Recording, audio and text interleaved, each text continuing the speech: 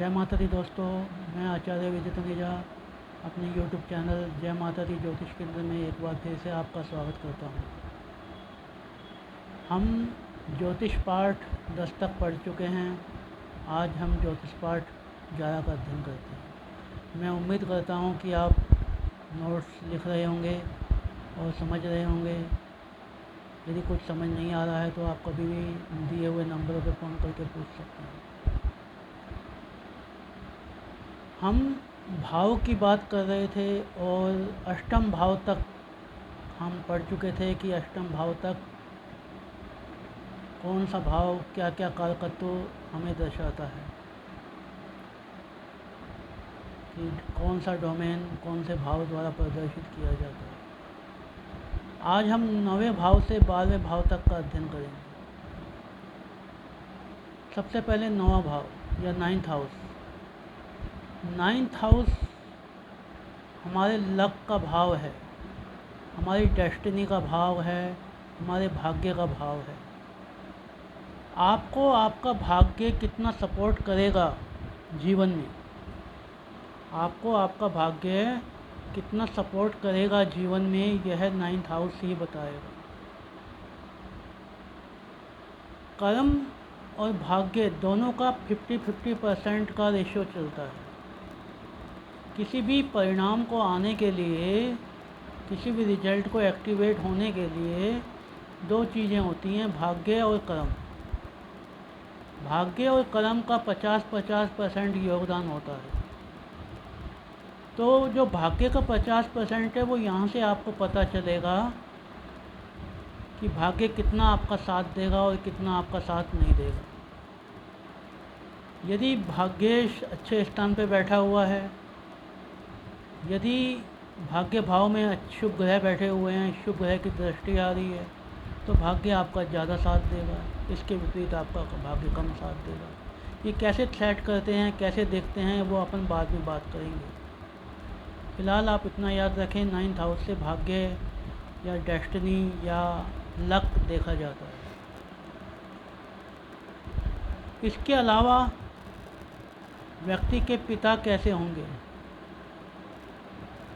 व्यक्ति के पिता का बच्चों के प्रति और बच्चे का पिता के प्रति व्यवहार कैसा होगा, ये 9th हाउस ही बताता है।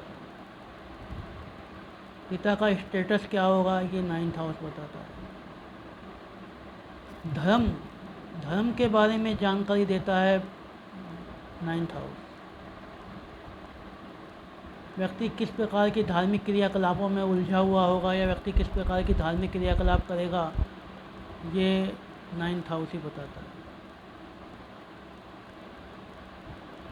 इसके अलावा गुरु का स्थान भी 9th हाउस ही रखा गया है। आपके जीवन में कौन से गुरु किस प्रकार का योगदान निभाएंगे, यहाँ पे अपन आध्यात्मिक गुरु और सामाजिक गुरु सबकी बात कर रहे हैं। तो इस प्रकार 9th हाउस गुरु को प्रदर्शित करता है, पिता को प्रदर्शित करता है, हमारे लक को प्रदर्शित करता है, धार्मिक क्रियाकलापों को प्रदर्शित करता है। मुख्य ये बातें हैं, बाकी अपन बाद में बात करेंगे। 10th हाउस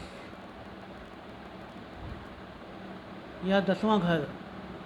10th हाउस हमारे कर्म का भाव है। सबसे इम्पोर्टेंट भाव मैं इसी को मानता हूँ, क्योंकि कर्म ही प्रधान है। 9th आपका लक है, 10th आपका कर्म है। आपके पूरी ज़िंदगी में कर्म कैसे होंगे, यहाँ पे मैं केवल व्यवसाय की बात नहीं कर रहा हूँ, आजीविका उपार्जन की बात नहीं कर रहा हूँ, बल्कि संपूर्ण कर्म आपके कैसे होंगे वो 10th हाउस ही बताता है। आपका स्टेटस क्या होगा,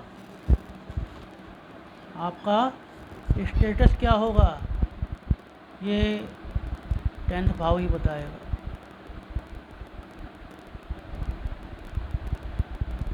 आपकी छवि समाज में कैसी होगी, ये 10th हाउस ही बताएगा। आपका रुतबा कैसा होगा, ये 10th हाउस ही बताएगा।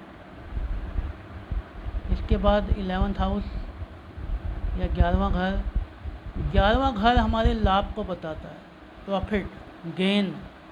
हमें जीवन भर किस प्रकार के गेन होंगे, हमें किस प्रकार के जीवन भर लाभ होंगे, ये 10th हाउस ही बताता है, 11th हाउस ही बताता है।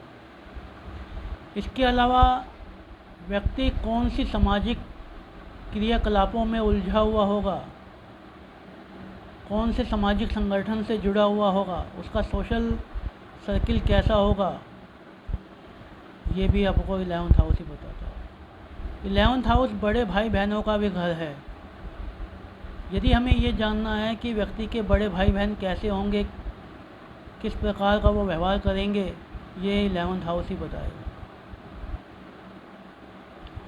हमारी इच्छाओं का फैक्टिफिकेशन होगा या नहीं, फैक्टिफिकेशन यानी पूर्ति, हमारी इच्छाओं की पूर्ति होगी या नहीं, ये 11th हाउस ही बताएगा।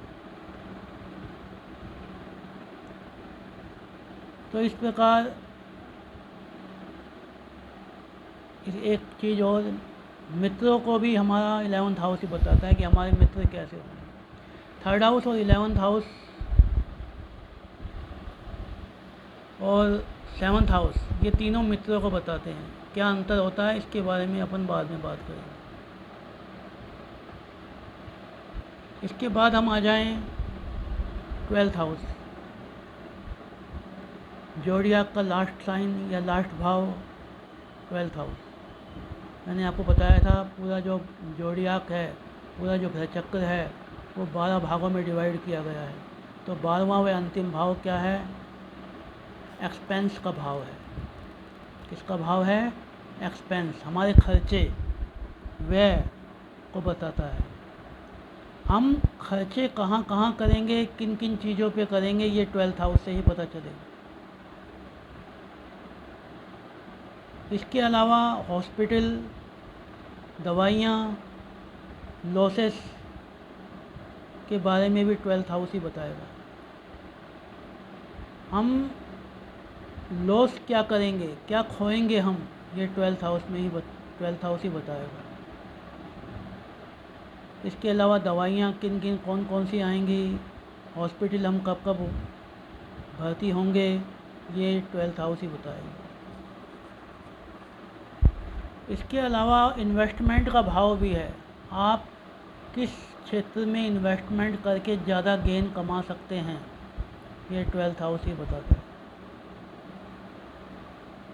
इसके अलावा मेडिटेशन, ध्यान के बारे में भी 12th हाउस ही बताता है। ध्यान की कौन सी पद्धति आपको, आपकी आत्मा को परमात्मा से जोड़ पाएगी, ये 12th हाउस ही बताएगा। 12th हाउस मोक्ष का भी भाव है। तो मोक्ष प्राप्त होगा या नहीं होगा, या आप जन्म मरण के बंधन में बंधे रहेंगे, ये 12th हाउस ही बताएगा। इस प्रकार 12 भाव में कौन कौन सा भाव किस किस कारकत्वों को प्रदर्शित करता है, मैंने आपको समझाया। यदि अब तक समझाए हुए में कोई दिक्कत हो तो आप पूछ सकते हैं। 11 चैप्टर हमारे हो चुके हैं। 11 चैप्टर में मैंने आपको ज्योतिष क्या होता है, ज्योतिष क्या काम करता है, 12 राशियाँ, 9 ग्रह, 12 भाव के बारे में जानकारी दे दी है। अब इसके जो अब इससे जो अगला चैप्टर होगा, उससे पहले एक चैप्टर आएगा जिसमें मैं आपको क्वेश्चन दूंगा और जिसके आंसर मुझे आप व्हाट्सएप पे करेंगे। मैं देखना चाहता हूँ कि आप कितने सीखे हैं, उसके बाद फिर मैं आगे पढ़ाऊँगा। जय माता दी।